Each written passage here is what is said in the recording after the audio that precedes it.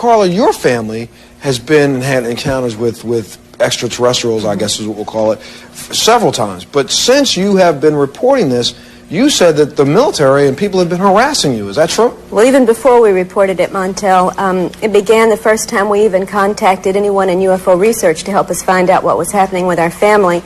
We met 2 different times late into the evening with the UFO research group in Dallas, and both times we left there in the middle of the night, we were followed by unmarked white cars through 3 towns, because it was three or four towns away from where we lived.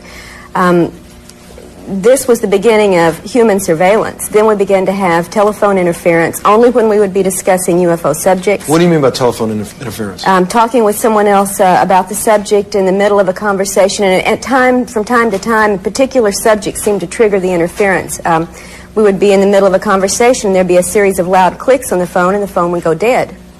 Sometimes voices would come on the phone and drown one person out from hearing the other. We would get harassing phone calls in the middle of the night.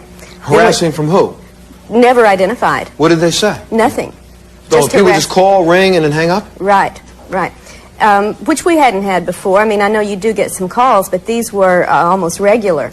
Then we began to have helicopter activity over a house we'd lived in for 5 years with no helicopter activity. Once we had begun to report these things within the UFO community, we began to have helicopters that often were military, sometimes were so totally unmarked, black with the black glass. In the middle of the night, so low, the windows would almost break in the house. Sometimes 9 a day, as many as 9 a day, buzzing our house. Do you live near an airport? No, well, we had lived in the house for 5 years with no helicopters over the house. Now we began to have them time and time again. I got them on photo and video as much as I could, but we could never find the source of these.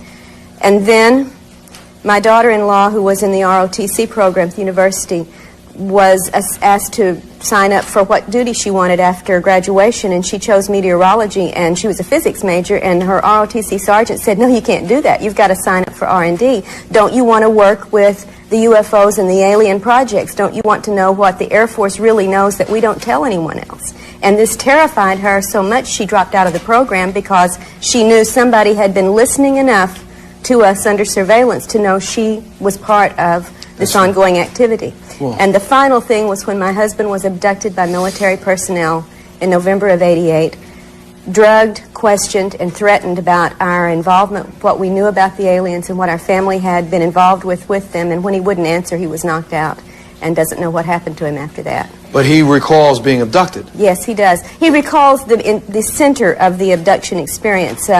There is a mind control procedure that can be used to keep you so dazed and confused you don't know what's going on until it sort of lifts where you can be questioned, and then they knocked him totally back out. I have a silly question, though. Did he ever report to anybody? Somebody came in my house and grabbed me and took me out and drugged me? He never reported it? No, he did not report it because he had absolutely no evidence of it except the experience.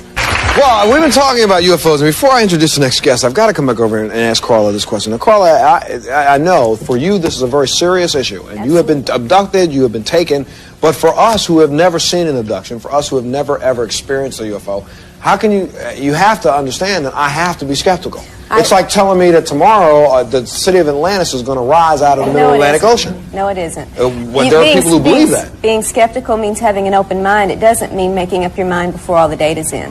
And I hope you are skeptical. If people want to know what's happened to me, I have a book that's talked about it. It's a cheap little paperback that's worth, $5 to find out. We don't have time to talk about it here.